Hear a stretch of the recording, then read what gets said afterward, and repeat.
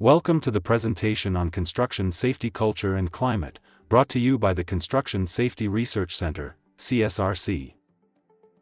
Safety culture and climate are crucial for preventing injuries.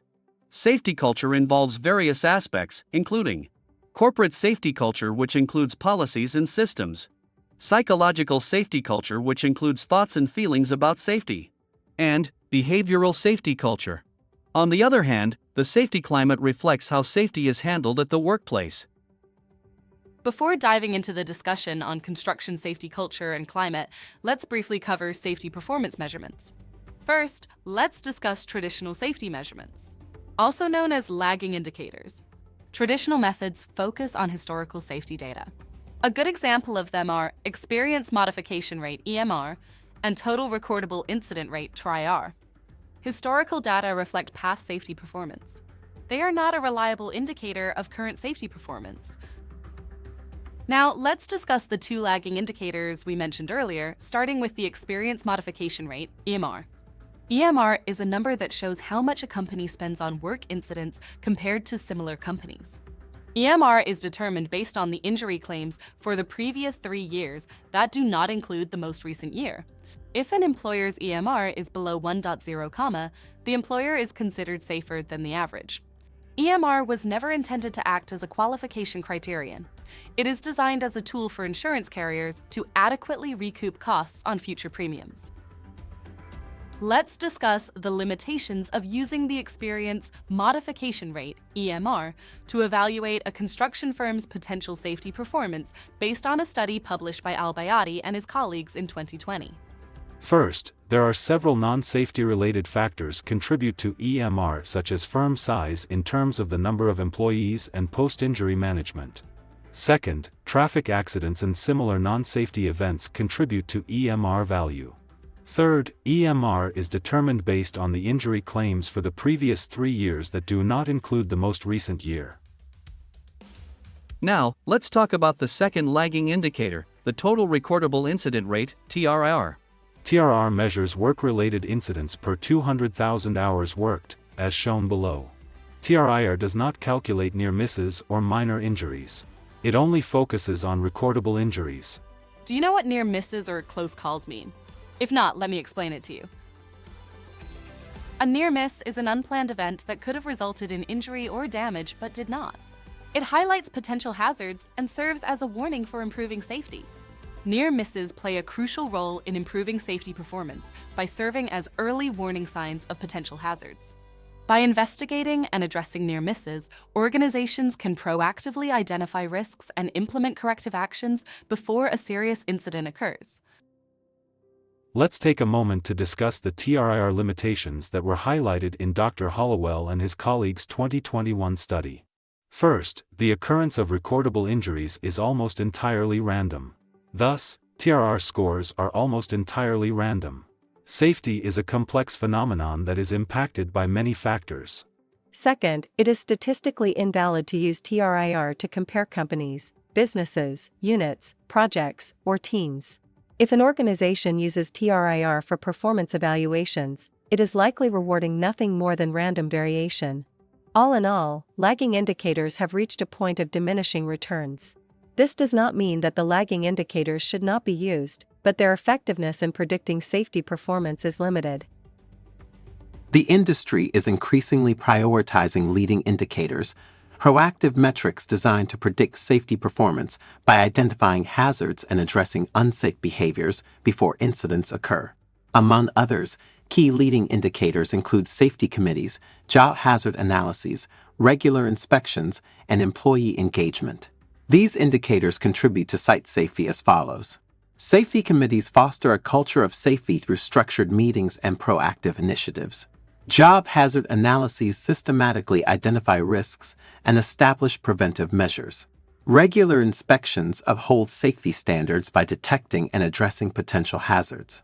Employee engagement empowers workers to actively contribute to safety improvements, strengthening workplace well-being. By leveraging these indicators, organizations can prevent incidents and cultivate a safer, more positive work environment. Both indicators aim to measure safety performance, so discussing the meaning of safety performance is a good idea. An acceptable safety performance could be defined as the performance of firm's safety management system during a safe operation, as Su and his team proposed in 2012. In 2024, Al-Bayati and his colleagues proposed that safe operations can be achieved by effectively preparing employees, leaders, and organizations to execute construction tasks safely, starting with the identification of workplace hazards, followed by their elimination or control. This can only be achieved by prioritizing the shared responsibility aspect over the notion that safety is everyone's responsibility. Shared responsibility means that safety is a collective effort, requiring employees at all organizational levels to actively contribute to maintaining a safe work environment.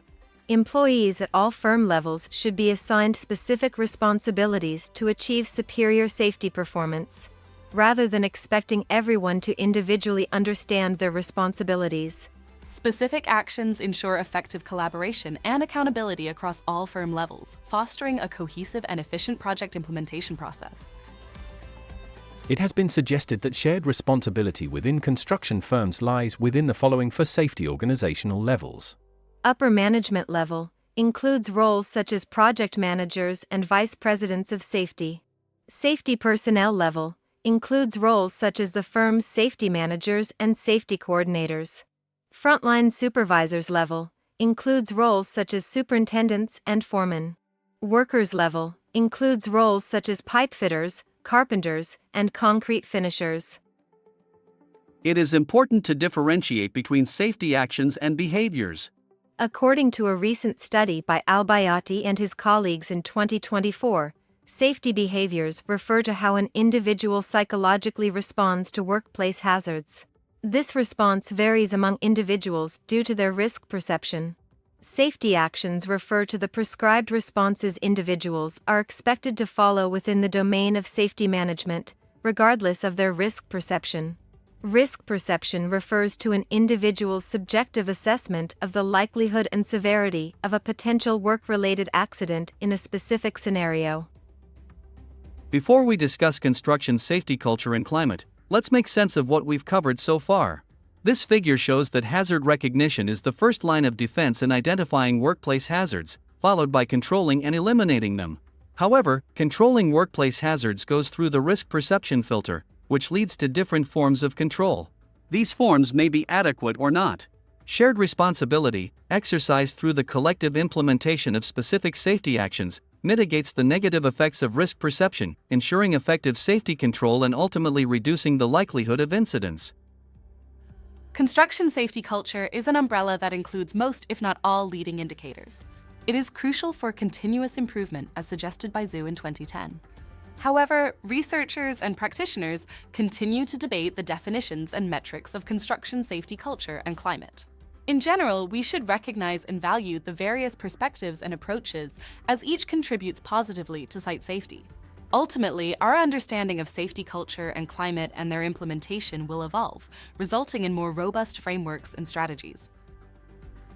It's good to discuss a few reasons behind the ongoing industry debate on safety culture and climate. Among others, there are 54 definitions of safety culture in the literature.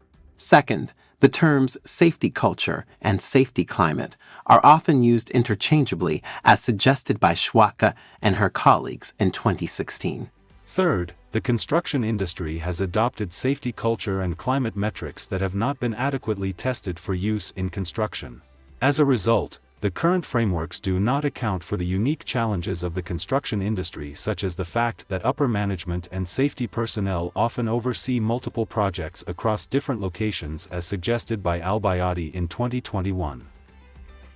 As part of the industry's ongoing efforts to advance the understanding and application of construction safety culture and climate, Al-Bayati and his colleagues proposed a new construction safety culture and climate framework in 2019. The framework addresses the following: the shortcomings of currently utilized models, the aspect of shared responsibility. Additionally, within this framework, the responsibility for developing and implementing leading indicators is distributed among employees across the 4 organizational safety levels. This framework defines construction safety culture as the policies and principles guiding safety decisions. 2 organizational levels create, monitor, and enforce these policies and principles. Upper management level. Safety personnel level. The research team has proposed 5 actions for each organizational level to assess their contribution to the overall construction safety culture. For example, among the suggested safety actions, positive incident response, 2 Mauritanian UGIAs, resource allocation for corrective actions, 3 Mauritanian UGIAs, and adherence to safety regulations, 4 Mauritanian UGIAs, should be implemented by upper management. While implementing accident prevention techniques, SP1, and effectively communicating safety regulations and expectations, SP2, are among the key safety actions that should be carried out by safety personnel. You may pause the video to read the additional recommended actions. Remember, these actions can be adjusted based on your company's work style and preferences.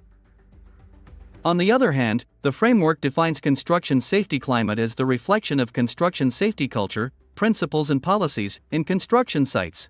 2 organizational levels are responsible for implementing and evaluating the firm's safety policies and principles. Frontline supervisors level. Workers level. The research team has proposed 5 actions for the frontline supervisor level and 6 for worker involvement to evaluate their contributions to the overall construction safety climate. For example, among the suggested safety actions, active participation in procedure reviews, FS2, promptly addressing unsafe conditions, FS3, and ensuring worker compliance, FS5, should be implemented by frontline supervisors. On the other hand, following safety policies, WI3, applying training concepts, WI4, and participating in safety reviews, WI5, are among the key safety actions that should be carried out by field workers. You may pause the video to read the additional recommended actions. Remember, these actions can be adjusted based on your company's work style and preferences. According to this framework, the firm's safety culture and climate are shaped by the commitment of all employees to safety. As can be seen in this figure, the framework proposed a hierarchy of 4 safety organizational levels that influence construction safety culture and climate: upper management, safety personnel, frontline supervisors, and field workers. This causal relationship is founded on the principle that improvements in the behavior of field personnel require prior initiatives and efforts from upper management and safety personnel. Finally, the framework differentiates between construction safety culture and climate for clarity. This figure further illustrates the proposed framework, highlighting that the ability to influence safety is maximized at the upper management and safety personnel levels. It should be noted that the framework does not underestimate the contributions of frontline supervisors and field workers to overall site safety by overlooking their ability to influence site safety. Instead, it emphasizes the crucial role of upper management and safety personnel in maintaining site safety while highlighting the importance of shared responsibility by outlining specific safety actions aligned with each level's authority. If you're interested in learning more, the paper is open access and available for free download. You can pause the video if you'd like to write down the article name. The framework has demonstrated a positive impact on the safety behavior, experience modification rate EMR, and is well received by construction practitioners. In 2020, a case study was conducted in collaboration with a Kentucky-based construction firm to evaluate the proposed framework. A total of 33 participants, representing all organizational levels within the firm, completed a survey assessing the existence of the recommended actions at each organizational level. The primary research questions were: which actions are lacking and require special attention? And second, what corrective actions are needed? This figure presents the findings of the Construction Safety Culture Assessment. Horizontal bars show the relative importance of assessed actions. Green bars indicate a higher prevalence compared to other actions, while red bars signify a lower prevalence relative to the other actions. The result suggests that positive incident response, MU1-2, resource allocation for corrective actions, U1-3, and adherence to safety regulations, U1-4, are perceived to be weaker within the upper management organizational level. For safety personnel, implementing accident prevention techniques, SP1, and communicating safety regulations and expectations, SP2, are perceived to be less effective among the firm's safety personnel. It can be concluded that 5 actions related to construction safety culture appear to be lacking. On the other hand, This figure presents the findings of the Construction Safety Climate Assessment. Horizontal bars show the relative importance of assessed actions. Green bars indicate a higher prevalence compared to other actions, while red bars signify a lower prevalence relative to the other actions. The result suggests that asterisk active participation in procedure reviews, SS2, promptly addressing unsafe conditions, SS3, and ensuring worker compliance, SS5, have relatively lower strength at the frontline supervisor's organizational level. While following safety policies, WI3, applying training concepts, WI4, and participating in safety reviews, WI5, also exhibit relatively lower strength at workers' organizational level. It can be concluded that 6 actions related to construction safety climate appear to be lacking. As expected, the case study findings reveal a complex interplay between construction safety culture and construction safety climate. The results suggest a cascading effect. Lacking actions at higher organizational levels directly impacts actions at lower ones. It is reasonable to expect that field workers may fail to follow policies and procedures if their supervisors do not ensure compliance or fail to address safety issues promptly. Additionally, workers are unlikely to actively participate in reviewing safety procedures, as their supervisors do not commonly carry out this practice. The undesirable actions of field workers are shaped by the actions of their supervisors. Here is the cascading effect that we just talked about. The assessment of the firm's safety culture reveals several shortcomings that may directly affect the firm's safety climate. For example, if upper management fails to allocate sufficient funds and time for safety improvements, U13, accident prevention techniques may not be properly implemented, SP1. This in turn limits frontline supervisors' ability to address unsafe conditions quickly, FS3. As a result, field workers may struggle to follow safety training guidelines effectively, DLI4, increasing the risk of accidents. Are you interested in evaluating the safety culture and climate at your organization? If so, reach out to Dr. Al-Bayati at this email. This approach focuses on measurable and observable actions of construction firms' members. It satisfies construction work's unique nature, where upper management and safety personnel often manage multiple construction sites. In contrast, the actions of frontline supervisors and workers create the overall field safety climate. Using this framework, safety managers can categorize employees into one of 4 defined groups. This allows for the assessment, evaluation, and improvement of safety performance at each level. Construction firms can make the necessary changes to maintain a positive safety culture and climate. This framework provides a roadmap for achieving superior construction safety performance. The framework focuses on monitoring safety actions to assess safety performance and the efficacy of safety policies. Behavior-based safety, BBS, targets individual behaviors with the aim of reducing unsafe behaviors that contribute to incidents. This approach is based on the belief that overall safety could be improved by changing individual behaviors. However, some argue that a manager who believes most injuries are caused by employee behavior is a safety bully. Do not be a safety bully. Don't blame people for problems caused by the system, as stated by Deming in 1991. BBS overlooks the broader context of safety management. It fails to consider how safety culture impacts workers' behavior. Attempting to correct workers' unsafe behavior through instant feedback may not be effective. Addressing unsafe actions requires an evaluation of the organizational safety culture. The proposed framework focuses on building, assessing, and monitoring the safety system rather than focusing on individual behaviors. One of the key strengths of this framework is its ability to assess and enhance leading indicators by evaluating their influence on safety actions. Common indicators like training and audits are often judged by completion rates, but few methods exist to assess their quality, effectiveness, or impact on safety. This framework overcomes this challenge. For instance, a deficiency in frontline supervisor performance may stem from inadequate safety training or insufficient management support. It is important to note that while the research team has suggested key safety actions for implementation by firm members, these actions were not identified based on input from construction practitioners and are not tailored to the specific needs of various construction firms. The suggested actions can still be used to develop an understanding of the levels of construction safety culture and climate. It is recommended to refine these actions to align with the specific needs of the firm and its type of work. A recent study by the Construction Safety Research Center, CSRC, titled Pursuing Paradigm Shift in Construction Safety Management, a theoretical introduction to the safety action evaluation, identified 19 specific safety actions that frontline supervisors can implement to enhance overall safety performance. The 19 actions were categorized into 3 main groups: communication C, knowledge and leadership KL, and participating and encouraging PE. If you're interested in learning more, the paper is open access and available for free download. It is important to note that the proposed framework will differ for smaller construction firms, as they rarely have full-time safety coordinators. As a result, smaller construction firms often lack systematic safety operations. The owners are typically the main managers of smaller firms and have a dominant influence on safety performance.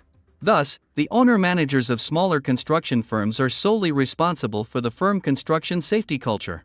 Among other recommendations to tackle this challenge, general contractors should allocate funds for safety programs and equipment when hiring small construction firms. Do you know what smaller firms are? If not, let me explain.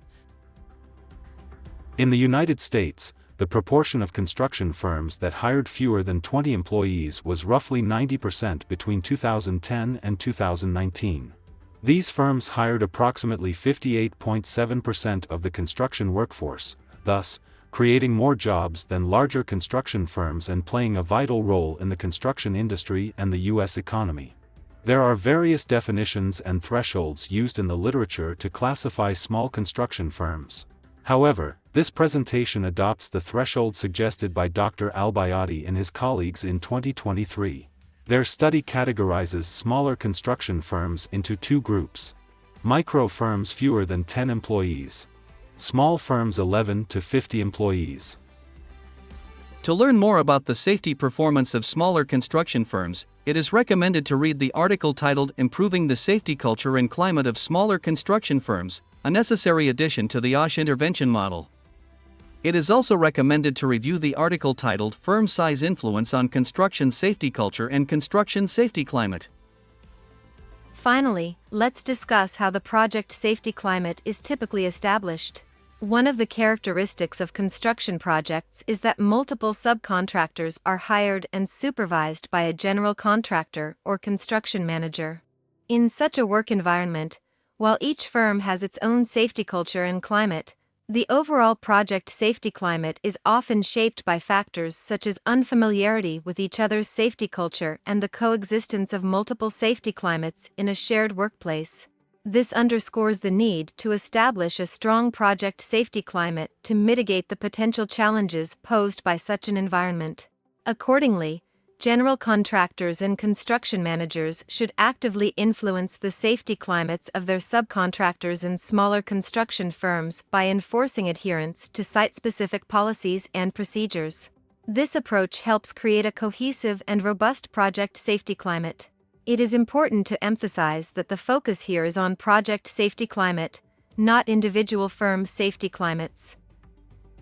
If you're curious about this, check out the article Quantifying the Mediating Effect of Frontline Supervisors on Workers' Safety Actions, a Construction Safety Culture Focus.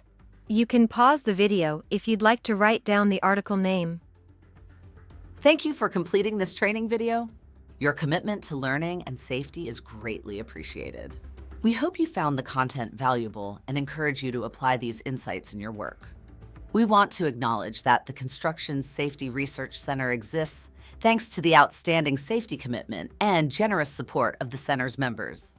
With that in mind, if you have any questions, please feel free to contact Dr. Al-Bayati for further discussion on this or other safety topics. Thank you, and have a safe day.